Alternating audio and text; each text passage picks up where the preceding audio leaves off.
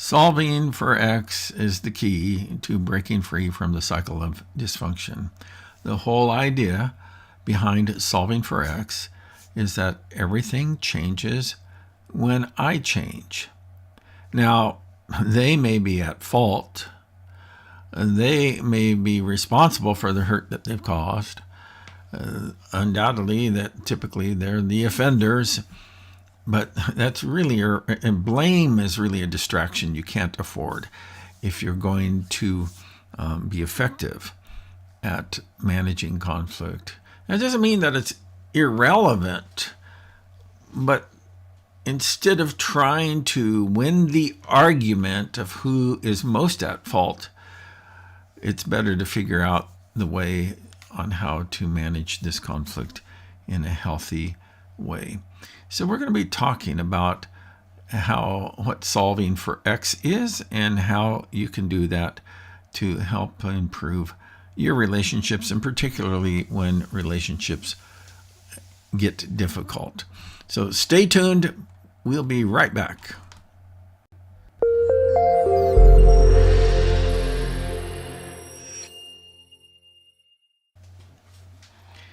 Hello, Karen. Hello, how's it going? Well, I'm doing okay. Actually, this whole topic of solving for X is one of my favorites to talk about because it's revolutionary. It's just so revolutionary when we begin to understand that it's really the pivot point to reclaiming the power. And I'm not talking about the dominance. I'm talking about the power in our lives when we've been victimized by others, is that learning how to solve for X is the key to doing that. So we're going to be talking more about that in the video, or at least in the presentation today. But in the meantime, let's just go ahead and watch our video and have a chance to clarify this concept a bit, okay? Sounds good. All right.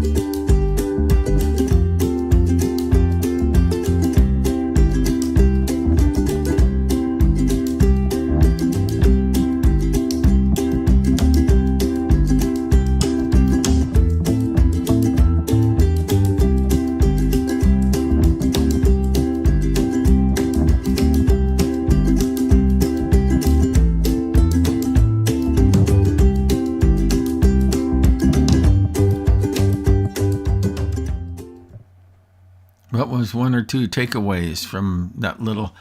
First of all, I like the little jingle in there. Ding, ding, ding, ding, ding, ding, ding. I like that, But Yeah. well, was one or two takeaways that you got from that little video? Yeah. Well, one of the things that I was thinking about where, I hadn't really thought this through before, but the solving for X part, I think the part that I need to remember is you got to solve it. You've got, Mm-hmm. when you have a problem, I'm more of the pleasant stuffing kind of, Mm-hmm. Yeah. and so We'll a bring lot, up that person right there. So there you go. yeah, a lot of times I like to avoid it, you know, gloss over it, stuff it, that sort of thing. But I'm learning that Mm-hmm. it's important to actually work through it and solve the issue instead of just Mm-hmm. ignoring it. Yeah. Yeah. So, yeah, and and the little graphic that we have here, and let me kind of move it a little bit because it's bothering me that it's on your face too much. No, let me just move my head. Let me think which way. Okay, there There we you go. go. Okay. So, but but the thing that is so critical or important to understand is that yeah, Hmm. what they did was dysfunctional. But Hmm. how you react to it can be extremely dysfunctional too. And Hmm. we all, okay, I don't know if we all, but I think it's really easy to spot harsh reactivity as being dysfunctional. But Hmm. the real problem for many of us is that our pleasant reactivity is Yeah. dysfunctional. You know, Hmm. it's Yeah. not, it's not, and I think that too many Christians actually get kind of like confused about that. That they think Right. that pleasant reactivity is being like Christ, and no, and that he always in all of the conflicts that he was involved with, that he always sought to solve for X, to manage the Mhm. conflict in a healthy way from his side of the relationship, you Yeah. know. And Yeah. sometimes he was pretty direct with people, Yeah. Just you read know. anything where he's talking to the Pharisees. Yeah, yeah. Or Peter sometimes, when he Get calls behind him, me, Satan. yeah, get behind me, Satan. You know? There's no Jesus, way to pretty this up. you probably should have called someone Satan. I don't recommend that, by the way. Yeah, yeah, yeah. In the problems that you're having with people, "Oh, get behind me, Satan."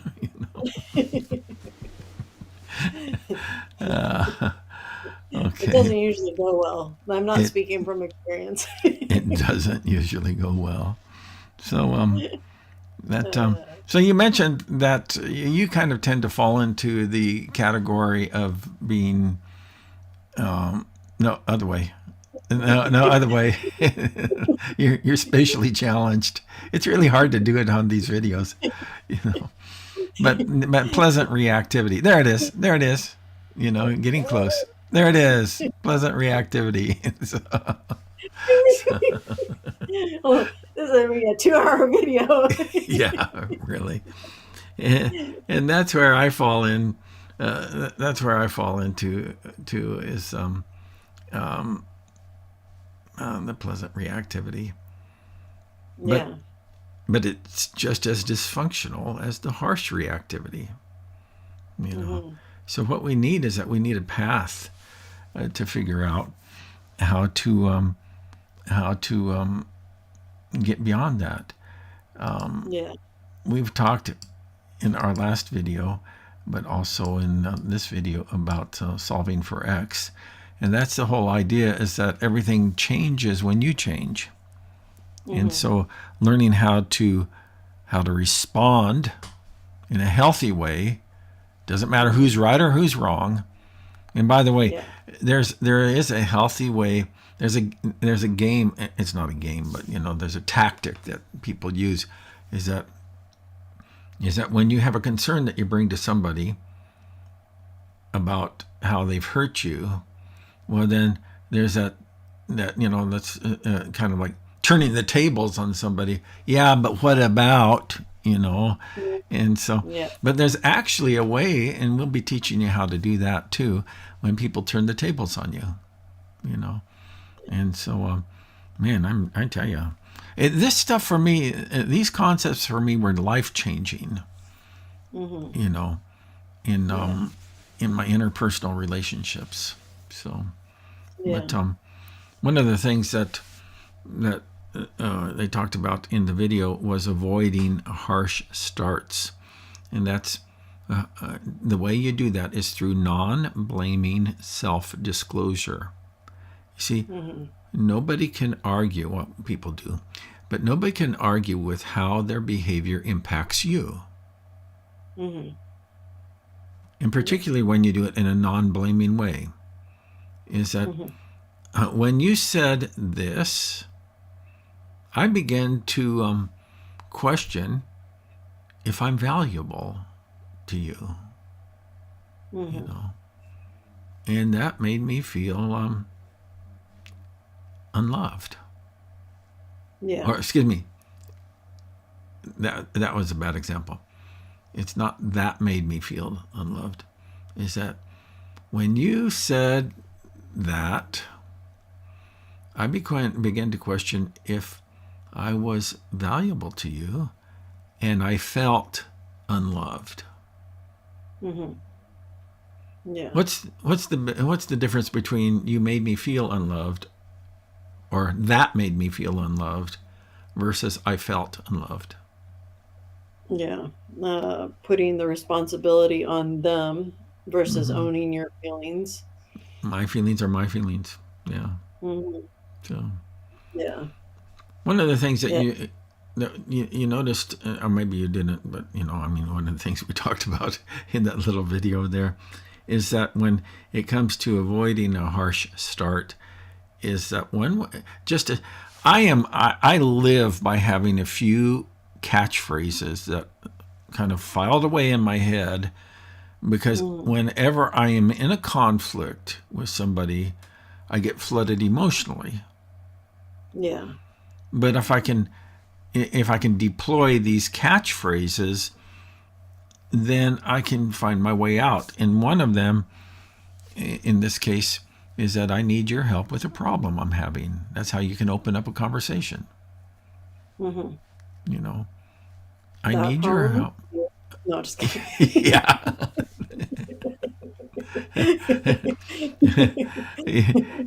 And that, by the way, is a sure way to Yeah. Get get, yourself into big trouble. yeah, it's a sure way to trigger defensiveness with the other person. That I need your help with a problem that I'm having. The problem isn't you, you know, but you don't have to say that to them. The problem is that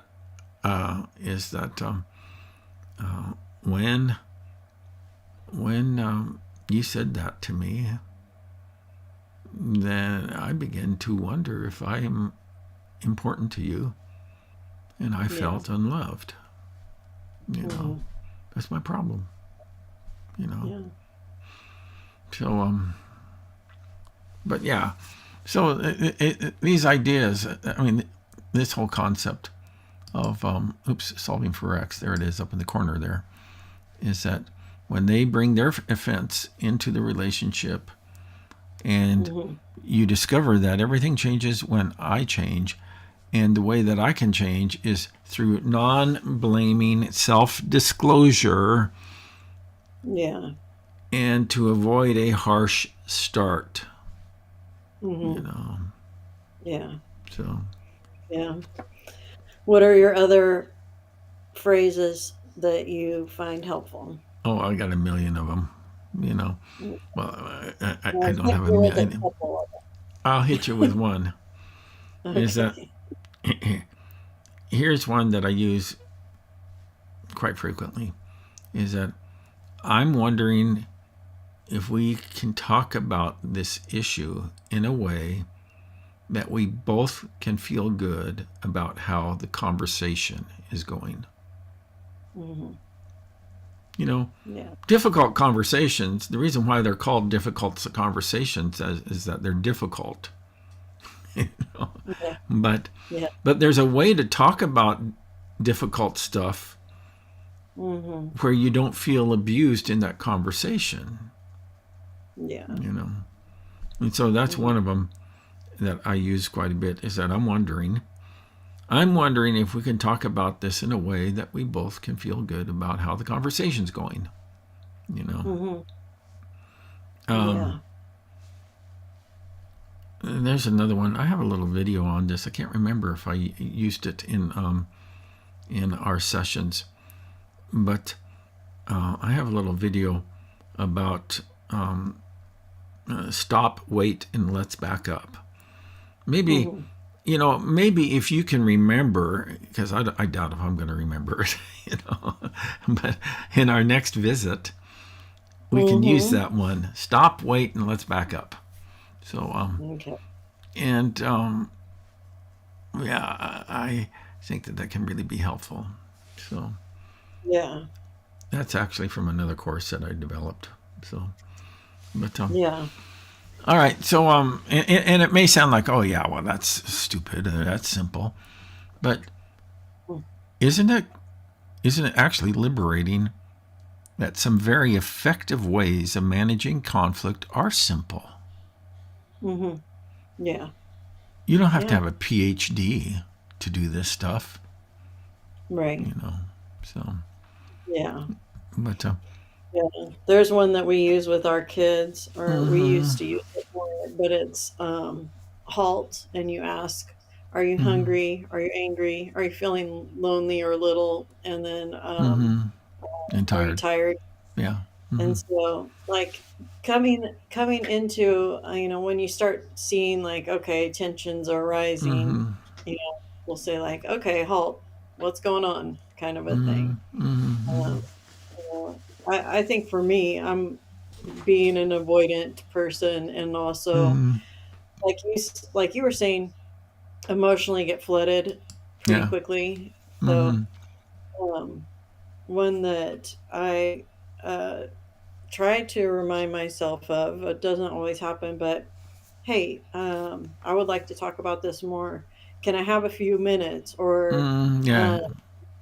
and Yeah. if you're like in a work situation or something, even you can say, like, oh, hey, I need to use the restroom, and I'll come right back and we can talk about this. And even if you sit on the Yeah. toilet for a little bit and just have a little think, Pity party. have a little think and get yourself in the right frame of mind, like, okay, a, this is a, what I'm about a, to go a, a pity potty.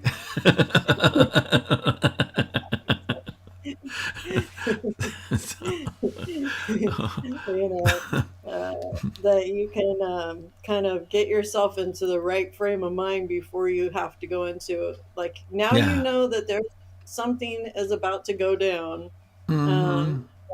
You can go, like, okay, let me take a few deep breaths, let me just like, get Yeah. myself emotionally prepared here. So And one of the things, I still don't like doing conflict. Okay, I still don't like yeah, doing it. I'm glad But you what? don't, because you don't Yeah. want people who do like doing conflict around you. Yeah. But here's one of the things, is that when you learn ways of doing conflict in a healthy way, it empowers you to go into those scary situations, particularly when there's a power differential. So, in other words, like when you're talking with your boss or whatever else, that when there's that power differential, you still can manage that conflict in a healthy way. And Yeah. and by learning some of these techniques that we're talking about through this Principle 1335 program. Yeah. So, Yep. hey, we're really almost out of time. Anything that did you like to say before we wrap up? Yeah. I think, like, you know, if you can remember that the goal is truth, but also love, Mm-hmm. and that you need to have respect in order to do that as well, that goes a long way. Yeah. Yeah. Good. Well, thank you, Karen, for being with me on these broadcasts. I appreciate you and your insights. And I'm going to wrap this up right now. Well, folks, I really do like training people in these ideas of effective conflict management, and I'm always interested in trying to learn better ways on doing that myself. But I know that in your own life and relationships, that having some of these skills is going to save you a lot of grief along the way. Now, you can connect with us in our Beyond Betrayal, beyondbetrayal.org Facebook group. Now, there's a website of our Beyond Betrayal resources there too, but the beyondbetrayal.org Facebook group. Now, in that Facebook group is that members of our group get free access to our Principle 1335 course, where all of the content that we talk about here and actually more is available for you. So I hope that you'll take advantage of that. You can also learn more about Principle 1335 by going to principle1335.com. So that's it for now. I hope that you'll join us